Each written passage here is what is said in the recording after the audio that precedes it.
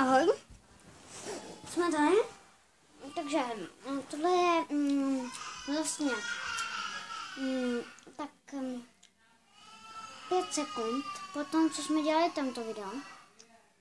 A já jsem to hned začal natáčet, což jsem to omylem nevypnul zase. Nevím jak to, ale mě to bylo prostě baví.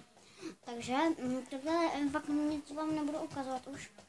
Tohle bylo vlastně konec toho videa předtím, takže já už kámoše, počkejte na chvilku. Tak, jsem zpátky a už jsem přišel můj bracha. Já jsem říkal kámoš. Tak nic, kámoš, můj bracha. Jo a teď ještě zpěvanky. Pardon, zase můj bracha to nevypnul. To jsem jim říkal. To jsem nevěděl. Ještě má, tady to je paštičky soplí. A co nemůžete vidět. A já jsem jim říkal, že nebudeme tenhle video koukat. Já jsem říkal jenom, že se s nima rozloučíme, že jsme se minulý video už nerozloučili.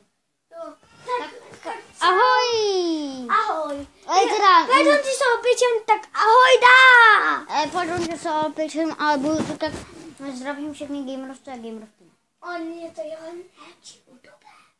Právě, je to můj nejlepší youtuber. A nebo nebudu se opičit, že to je jeho prostě.